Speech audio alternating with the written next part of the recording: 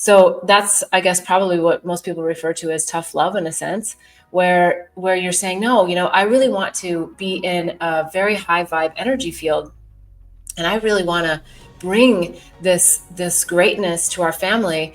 And if they're not ready for it, then I want to step away. I've had challenges with my family because they are not interested in awakening. They all blame each other, and it's a loop that doesn't serve me. I spent less time with them over the years. However, holidays are a tough time to say no. Is there a way to go and not be negatively impacted? Now, for many of you that are watching, you're on an awakening journey. You know what that terminology means. And for others, it may be still like, what do you mean by awakening? Aren't I awake? And of course, we're awake in a conscious state when we're not asleep, right? So there's that obvious description of awakening. But what might not be so obvious for everyone is that many of us wake up at a time that is usually something that puts us on our knees, usually something that knocks our socks off. So it could be, in a sense, big love, but oftentimes it's big heartbreak. And sometimes it's an accident, or it's a health crisis, or it's something that really makes us question, why are we here, that shatters our heart, that makes life difficult. So I want to put that out there first, because I know this individual is very much on their awakening journey. And so that's what they're referring to. Now, I'm going to answer the question specific to this person, but I'm also going to broaden it a little bit more for the collective, because I think even though sometimes we don't know that we're on our spiritual awakening journey, we still have problems in our family life. So I'm going to address it, I think, from both of those perspectives. So let's see what comes through. Specifically to this situation, I get it. When people are blaming each other, it means that they are fast asleep on their journey. And it is hard when we're more awake and we're like, yeah, I see the patterns. Yeah, I see that I don't want this in my life. I don't want to be part of that energy. I don't want to be part of those stories.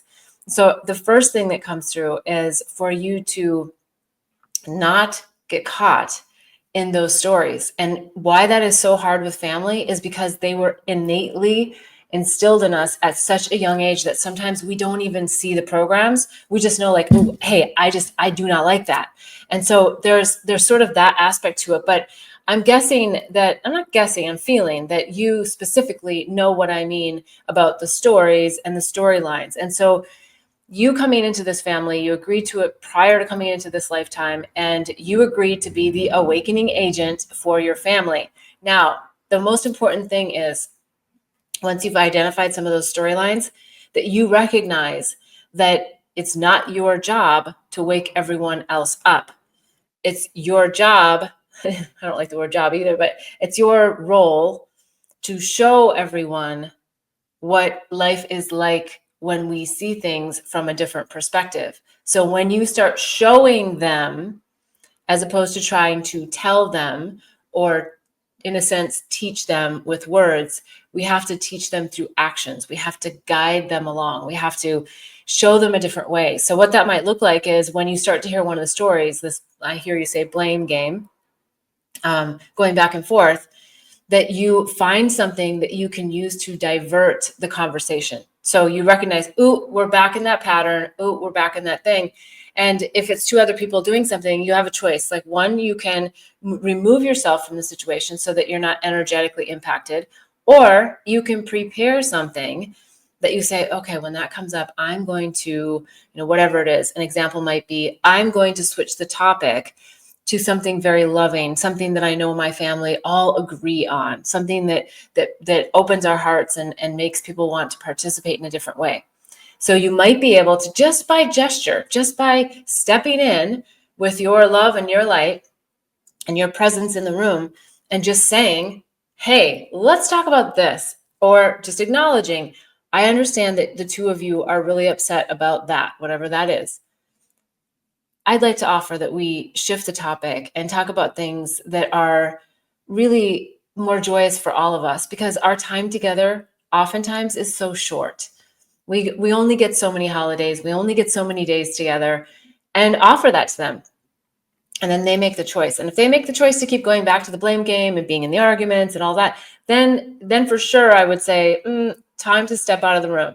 Time to move to a different venue within the home, if possible.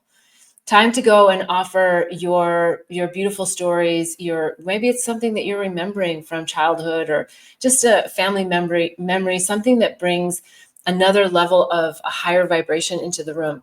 And when you do that and you start leading by example, and just, you've got to stay the course though, because you might go to that next room and you might get the same crap in the next room, different people, different characters, but the same energy. And the only way to break it is to keep showing them what it's like to not be in that.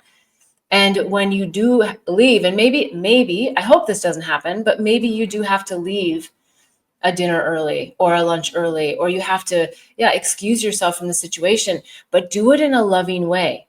Because when you do it from a bright, light way, when you're gone, they go, oh, wait, what did we miss? And sometimes that's when the lessons come for our loved ones, is when we actually step out of the room. So that's, I guess, probably what most people refer to as tough love, in a sense, where you're saying, no, I really want to be in a very high vibe energy field. And I really want to bring this greatness to our family. And if they're not ready for it, then I want to step away.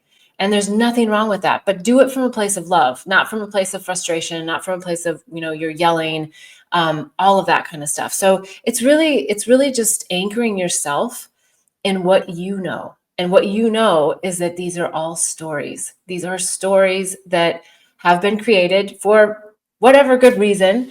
It's all part of the soul contracts with you and your family members, that you're going to be working through this. And as that awakened person in the family, that's your role, is to show them by example, not tell them, but show them, and show them love. And I think you're going to find that there's quite a bit of shift that actually happens as a result. I'd love to hear, though, come back on the show if you're not on with us live, and let me know how that goes. Or if you are on live, please put some comments in the chat here, and I'd be happy to answer something more or elaborate. But I think you're going to find there's some really good stuff that comes of it.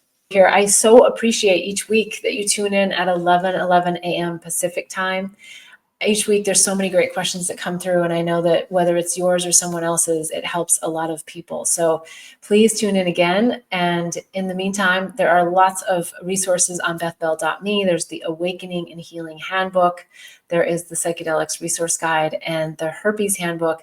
All great resources for various reasons, whether you have a virus of the mind or you want to have your next breakthrough on your spiritual journey and you want plant medicines or other psychedelics to help you out, or if you're just wondering about some really great techniques to help you, tips and techniques to help you break through some of the patterns and programming that are holding you back from living your divine blueprint.